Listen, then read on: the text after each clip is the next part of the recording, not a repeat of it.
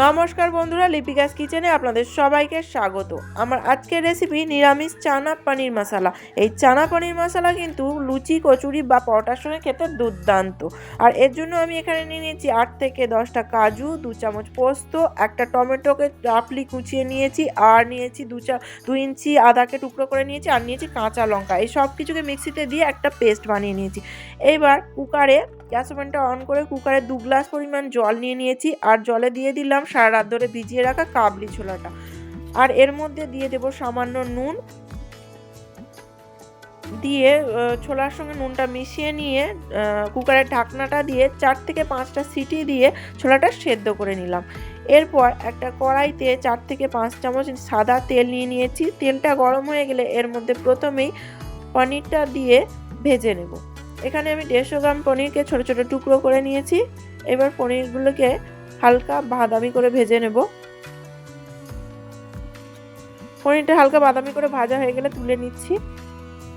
এবার ওই একই তেলে দিয়ে দেব একটা তেজপাতাকে টুকরো করে দিয়ে দিয়েছি, আর দিয়েছি 4টে লবঙ্গ, 4টে এলাচ, আর 2টো দারচিনির টুকরো। ওই মশলাগুলো ভাজা হয়ে গেলে এখানে কাজু, আদা, টমেটোর পেস্টটা যে বানিয়েছিলাম সেটা দিয়ে দিলাম।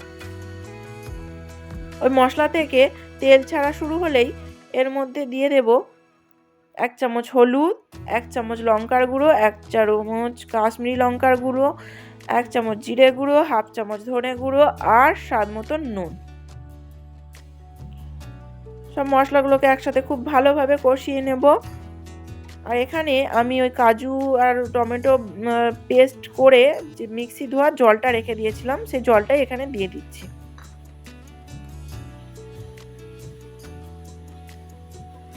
মশলার সঙ্গে জলটা ভালোভাবে মিশিয়ে নিয়ে এর মধ্যে সেদ্ধ করে রাখা কাবলি ছোলাটা তুলে দিলাম। মশলার সঙ্গে ছোলাটা খুব ভালোভাবে মিশিয়ে নিয়ে এর মধ্যে ছোলা সেদ্ধ করে যে জলটা বেরিয়েছিল সেই জলটা আমি রেখে দিয়েছিলাম, সেই জলটাই এখানে অ্যাড করছি। এখানে আমি আর বেশি জল ব্যবহার করছি না। আপনাদের যদি মনে হয় আরও একটু গ্রেভির প্রয়োজন তাহলে অল্প একটু জল অ্যাড করতে পারেন। এরপর ঢাকনা দিয়ে আমি 15 মিনিটের মধ্যে ছোলাটা রান্না করে নেব।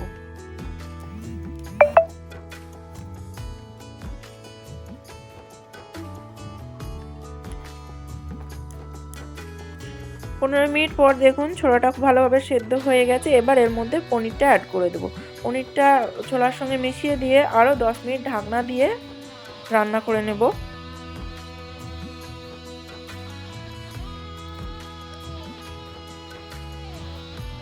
10 মিনিট পর দেখুন ছোলা বা পনির দুটোই খুব ভালোভাবে সেদ্ধ হয়ে গেছে। এবার এর মধ্যে দিয়ে দেবো 1 চামচ ভাজা মশলা। ভাজা মশলাটা ছোলার সঙ্গে মিশিয়ে নিলেই আমার চানা পনির মশলা রেডি।